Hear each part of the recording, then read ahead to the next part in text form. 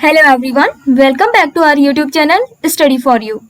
Friends, आज का हमारा टॉपिक है वैज्ञानिक पद्धति में तथ्य संकलन। बिल्कुल, तथ्य संकलन के बारे में हम ऑलरेडी पढ़ चुके हैं, जिसके बारे में हमने जाना था तथ्य संकलन दो प्रकार के होते हैं, प्राथमिक और द्वितीय, और इसके बारे में हमने बहुत अच्छे से पढ़ा है।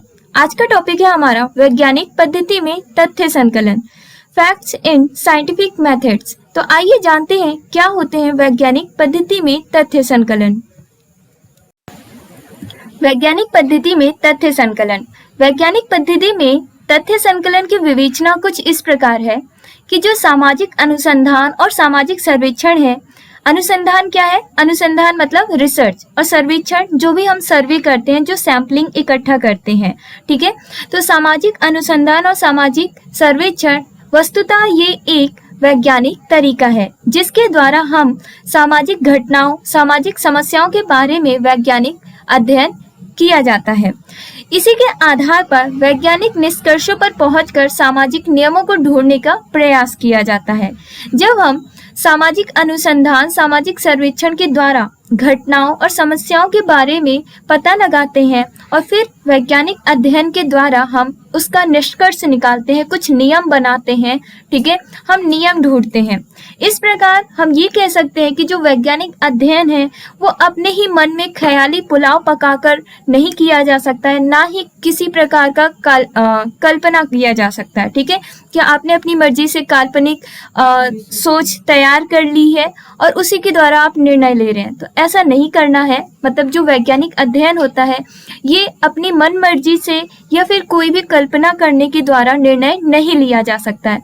ये अध्ययन सामाजिक अनुसंधान और सर्वेक्षण द्वारा ही किया जाता है, जिसके लिए हम इसे ये कहते हैं कि ये पूर्ण रूप से विश्वसनीय होता है। ओके, किसी वैज्ञानिक निष्कर्ष पर पहुंचने के लिए हमें वैज्ञानिक पद्धति का अनुसरण करना पड़ता है। बिल्कुल, वैज्ञानिक निष्कर्ष मतलब कि हमें जब किसी भी चीज का रिजल्ट चाहिए होता है, उसके कोई भी स्टेज के आखिरी तक पहुंचना होता है, तो हमें क्या करना होता है?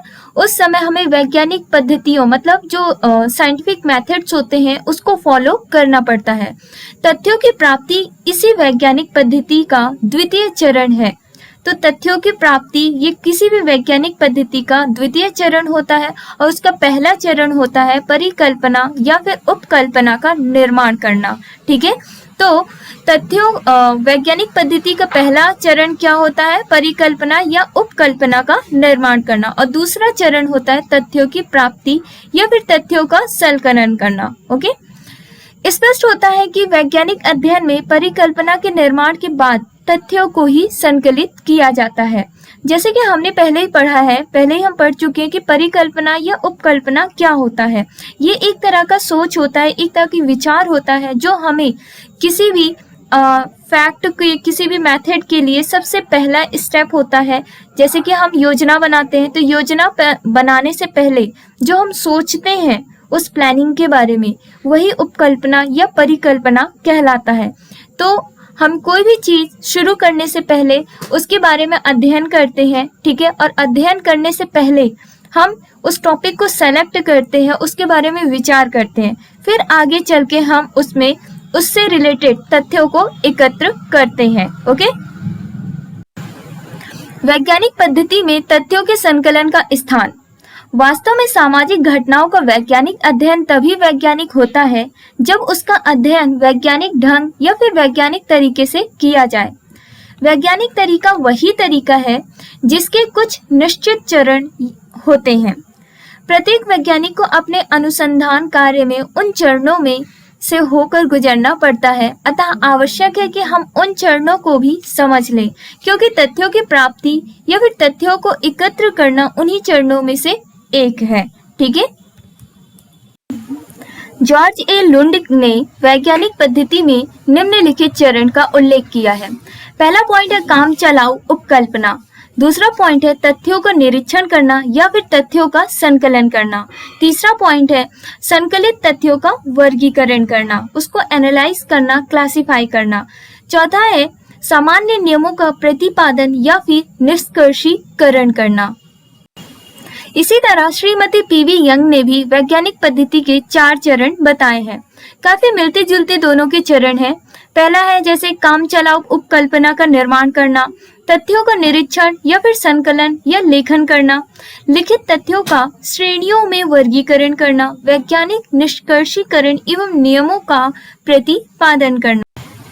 जैसा कि हमने ऊपर चारों चरण देखे, ये चारों चरणों का विश्लेषण करने से स्पष्ट होता है कि जो वैज्ञानिक चरण है, वैज्ञानिक पद्धति के चारों चरण एक दूसरे से संबंधित हैं। जैसे कि ऊपर हमने पढ़ा कि पहला चरण था उपकल्पना करना, ठीक है, दूसरा था निरीक्षण करना, ठीक है, तथ्यों का निरीक्षण करना, तीसरा पॉइंट था तथ्यों का वर्गीकरण करना, फिर उसके बाद हम तथ्यों का या फिर जो नियम बनाते हैं उनका निष्कर्षीकरण निकालना। तो ये जो चारों पॉइंट्स हैं, ये चारों एक दूसरे से अंतः संबंधित हैं एवं या फिर कह सकते हैं कि अंतः निर्भर चरणों में से गुजर कर ही हम वैज्ञानिक अध्ययन को पूर्ण कर सकते हैं।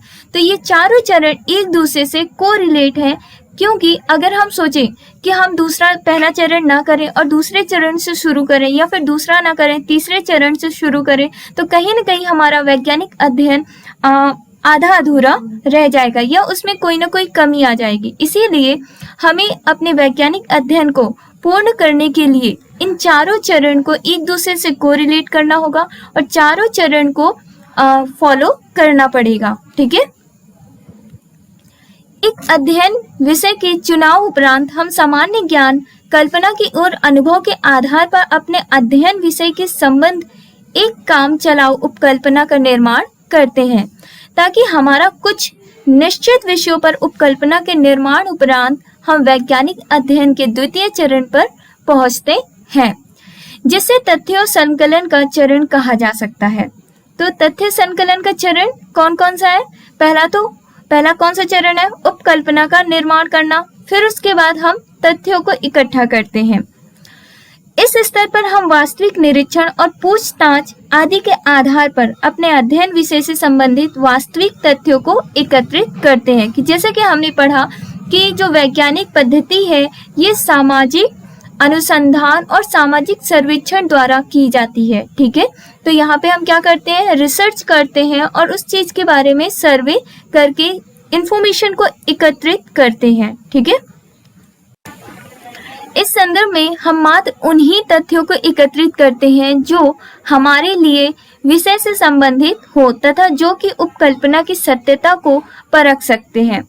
स्पष्ट है कि वास्तविक तथ्यों के आधार पर ही उपकल्पना की सत्यता या फिर असत्यता की परख की जा सकती है। ओके, जब हमें वास्तविक फैक्ट्स पता चलेंगे, वास्तविक डेटा मिलेंगे, उन्हीं के आधार पर ही हम ये पता लगा सकते हैं कि हमारा जो उपकल्पना है वो सत्य है या असत्य है। देखिए, उपकल्पना जो हम पहले से कल्पना करके रखते हैं, किसी भी कार्य को शुरू करने से पहले या कोई भी अनुसंधान करने से पहले हम उसके बारे में पहले से सोच लेते हैं, पहले से विचार कर लेते हैं, वो उपकल्पना कहलाता है।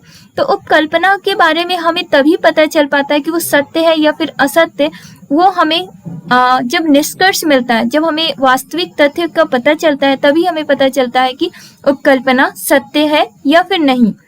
किंतु इस प्रकार से संकलित प्राप्त एकत्रित किए गए तथ्यों में हमें कोई लाभ तब तक नहीं मिलता जब तक कि उन तथ्यों को एक व्यवस्थित ढंग से वर्गीकृत नहीं किया जा सकता। ओके, जैसा कि अभी हमने जाना कि वैज्ञानिक पद्धति का पहला चरण था उपकल्पना करना और दूसरा चरण था तथ्यों का संकलन करना, अर्थात तथ्यों को एकत्रित करना।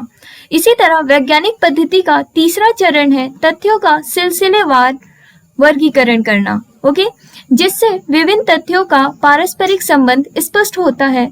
इसके ही आधार पर हम किसी सामान्य निष्कर्ष पर पहुंचते हैं और हमारे लिए ये संभव हो जाता है कि हम कुछ निश्चित नियमों का प्रतिपादन और उसकी व्याख्या कर सके। स्पष्ट है कि किसी भी वैज्ञानिक अध्ययन में तथ्यों का संकलन एक अत्यंत महत्वपूर्ण कार्य है। तो फ्रेंड्स, ये था आज का हमारा टॉपिक। मैं उम्मीद करती हूँ कि आपको अच्छे से समझ में आया होगा। साथ ही साथ वीडियो पसंद आने पर वीडियो को लाइक, शेयर एंड सब्सक्राइब जरूर करें। Thank you.